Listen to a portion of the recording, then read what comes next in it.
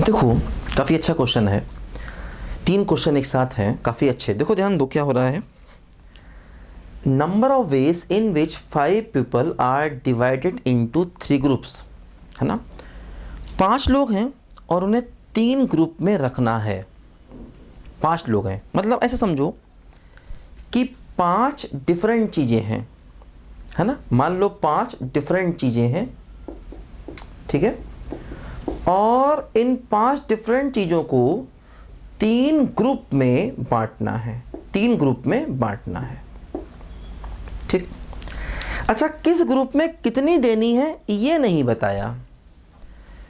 किस ग्रुप में कितने कितनी बांटनी है ये नहीं बताया, ये हमें खुद से सोचना है। तो अब देखो 3 ग्रुप में बांटना है तो हम ऐसा कर सकते हैं, एक में 2 दे दें, एक में 2, एक में 1। अच्छा, इनको अरेंज करेंगे तो कोई फ़र्क नहीं पड़ने वाला, क्योंकि ये ग्रुप है। ग्रुप का मतलब उनको पहचान नहीं रहे।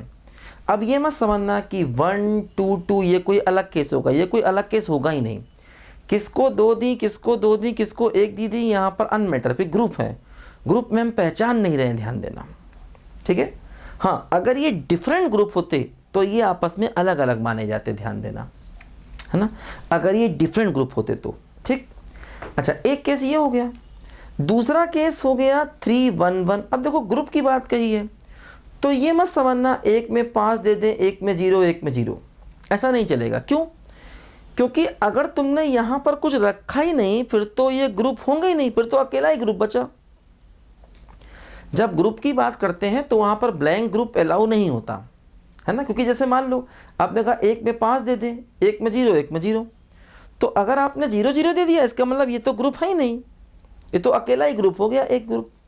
तो इसीलिए कम से कम एक आइटम सब में जाना चाहिए, है ना। अब देखो क्या हुआ, 5 चीज़ें ग्रुप में रखनी है। अगर हम ऐसे रखेंगे तो क्या तरीका बनेगा, देखो 5 फैक्टोरियल, एक में 2, 2 फैक्टोरियल, 2 फैक्टोरियल, 1 फैक्टोरियल। अब देखो ये ग्रुप हैं और 2 ग्रुप में सेम चीज़ें गई हैं तो इंटू 1/2 फैक्टोरियल। अच्छा, यहाँ पर देखो क्या हुआ, 5 factorial upon 3 factorial, 1 factorial, 1 factorial. अब देखो ये ग्रुप हैं और 2 ग्रुप में सेम चीज़ें गई हैं तो 1/2 फैक्टोरियल। इन दोनों को प्लस करेंगे तो क्वेश्चन का आंसर मिलेगा। देखो क्या आंसर आएगा, यहाँ से आएगा 15 और यहाँ से आएगा 10। इसे कैलकुलेट करोगे तो 15 आएगा, इसे कैलकुलेट करोगे तो 10 आएगा। तो हमारे क्वेश्चन का आंसर टोटल 25 आ गया। इस क्वेश्चन का आंसर 25 आ गया। इसकी वैल्यू 15 आएगी, कैलकुलेट करो, इसकी 10 आएगी, दोनों को ऐड करेंगे 25। देखो अब जैसे हमने केस बनाकर ये सवाल कर लिया। अब जैसे यही सवाल अगर मान लो ज़्यादा आदमी होते, ज़्यादा ग्रुप होते, कहते हैं 10 आदमी हैं उनको 4 ग्रुप में बांटो, तो बहुत सारे केस बनते, हम परेशान हो जाते। देखो इसका तुमको मैंने एक तरीका भी बताया था, शॉर्टकट मैंने बताया था कि मान लो n डिफरेंट बॉल्स हैं, ठीक है, और इनको r आइडेंटिकल बॉक्सेस में रखना है ना। r आइडेंटिकल बॉक्सेस में रखना है और ऐसे रखना है कि कोई बॉक्स एम्प्टी नहीं है, नो बॉक्स इज एम्प्टी, है ना।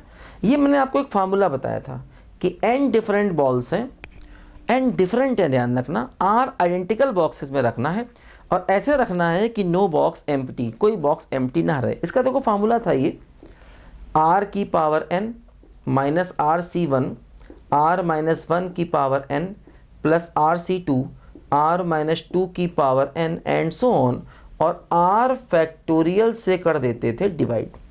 तो इस फार्मूले से भी ये सवाल हो जाएगा। देखो चीज़ें कितनी हैं, n चीज़ें 5 हैं, तो n की वैल्यू 5 ले लो और r को 3 ले लो, n को 5 ले लो, r को 3 ले लो, इसमें पुट करोगे तब भी यही सेम आंसर आएगा। करके देखना आप लोग, ये फार्मूला मैंने बताया था। n डिफरेंट चीज़ों को r आइडेंटिकल बॉक्स क्यों है, क्योंकि देखो ग्रुप है, ग्रुप का मतलब एक जैसे, तो 5 लोग हैं, 5 लोग का मतलब ये 5 अलग अलग आदमी हो गए, 3 ग्रुप में बांटने हैं, ग्रुप का मतलब एक जैसे और कोई ग्रुप एम्प्टी नहीं है। तो ये मैंने फार्मूला आपको डायरेक्ट बताया था, है ना। अगर ये r फैक्टोरियल हटा दें तो ये वो केस हो जाता है डिफरेंट बॉल और डिफरेंट बॉक्सेस वाला। डिफरेंट बॉल और डिफरेंट बॉक्सेस वाला case no box is empty तब बन जाता है जब ये अपॉन का r फैक्टोरियल हटा ले। ठीक है, तो इस मेथड से भी ये सवाल हो जाएगा। देखो अगला सवाल वही है, क्या 5 लोग हैं और 3 डिफरेंट रूम्स में डिस्ट्रीब्यूट करने हैं, नो रूम इज एम्प्टी। तो ये सवाल देखो इस फार्मूले डायरेक्ट हो सकता है। वही तरीका क्या, n हो गया 5 और r हो गया 3, तो इस फार्मूले को लगा दें। क्या होगा बोलो, r की power n rc1 r minus 1 की power n plus rc2 r minus 2 की power n and so on बढ़ता जाएगा, है ना। तो यहाँ पर अब देखो अपॉन r फैक्टोरियल नहीं आएगा क्योंकि जो रूम्स हैं वो डिफरेंट हैं। देखो ये भी वही सवाल है, बस फ़र्क इतना है कि यहाँ पर जो ग्रुप्स हैं वो सारे के सारे डिफरेंट हो गए। तो एक तरीका तो देखो क्वेश्चन करने का ये है जिससे हम डायरेक्ट कर सकते हैं। दूसरा तरीका देखो ये केस बनाने वाला है। अब इसमें क्या हो रहा है, देखो रूम अलग अलग हैं, तो जैसे पहला केस बना फिर दूसरा केस बना। अब ऐसे पहले केस का देखो ये आंसर था, तो क्या होगा, देखो सब कुछ वही होगा, 5 factorial 2 factorial 2 factorial 1 factorial 1/2 factorial, और तीनों रूम अलग अलग हैं तो इंटू 3 फैक्टोरियल और कर देंगे, है ना। तो ये और प्लस दूसरा केस देखो ये क्या हुआ, 5 factorial 3 factorial 1 factorial 1 factorial 1/2 factorial into 3 factorial और कर देंगे, क्योंकि रूम्स जो हैं वो अलग अलग हैं, 3 डिफरेंट रूम हैं। देखो इसका आंसर क्या आएगा, इसका आंसर आएगा 90 और इसका आंसर आएगा 60।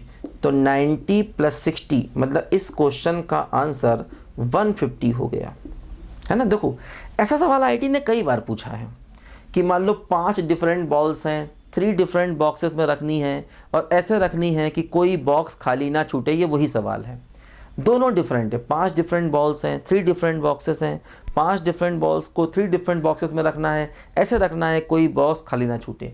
यहाँ से करेंगे तब भी यही आंसर आएगा, केस बना के करेंगे तब भी यही आंसर आएगा, कैसे भी कर सकते हैं।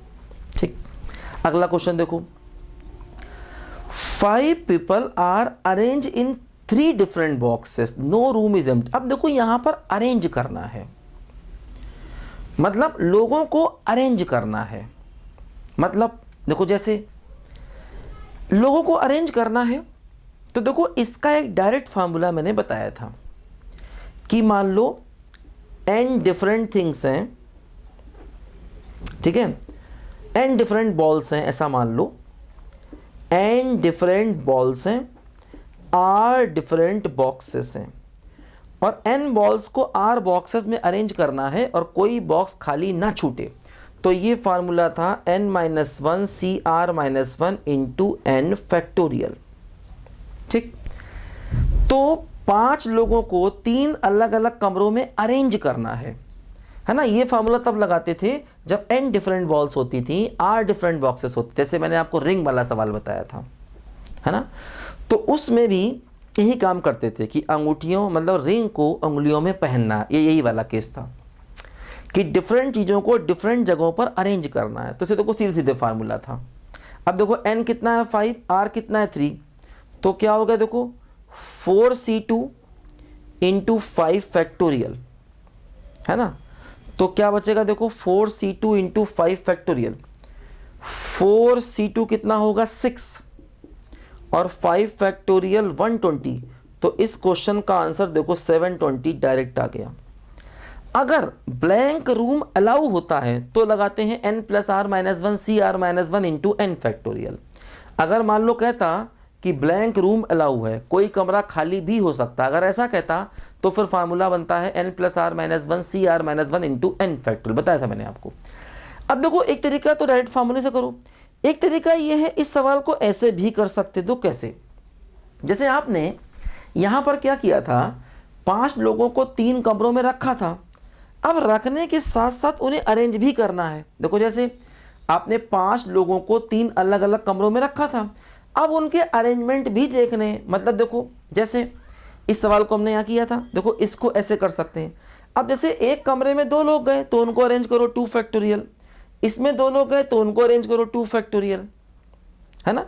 तो ये सवाल डायरेक्ट फार्मूले से भी हो सकता है, इस मेथड से भी हो सकता है। कैसे करना है देखो, जैसे इस कमरे में, एक कमरे में 2 लोग गए, एक में 2 लोग गए, तो क्या करना है, इसी में इंटू 2 फैक्टोरियल और करना है।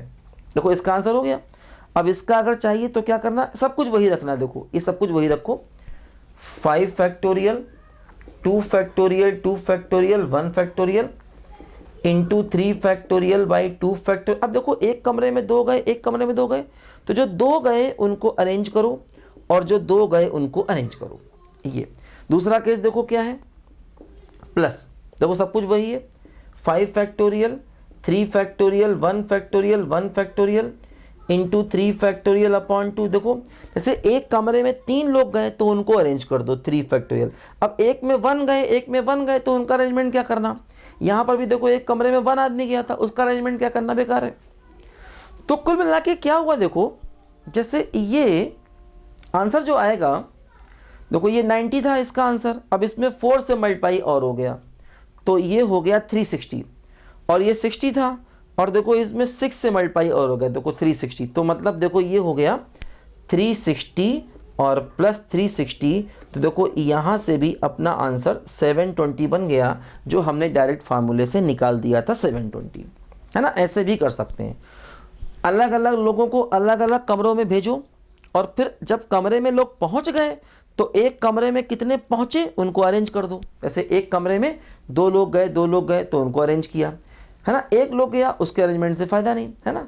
देखो दूसरे कमरे में क्या हुआ, फिर वही चीज़ है कि एक कमरे में 3 लोग गए, एक में 1 गए, एक में 1 गए, तो 3 लोगों को अरेंज किया 3 फैक्टोरियल। तो इसका आंसर 90 था, तो 90 में ये टर्म एक्स्ट्रा और आ गया 4, तो 90 इंटू 4 360, और इसका आंसर क्या था, देखो 60 था, तो 60 में 3 फैक्टोरियल और आ गया, मतलब 60 इंटू 6 वो भी 360, तो 360 प्लस 360 आंसर कितना हो गया 720, और ये हम डायरेक्ट भी देखो इस फार्मूले से निकाल चुके थे।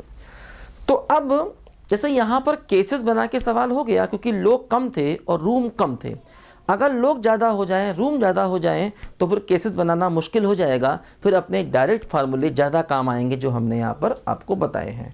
वो डायरेक्ट फार्मूले अपने बड़े काम के हैं, इनको हमें याद रखना है, ठीक है। पहले भी ये क्वेश्चन मैं करा चुका हूँ आपको, लिखो बच्चों ध्यान से जल्दी इसको पहले।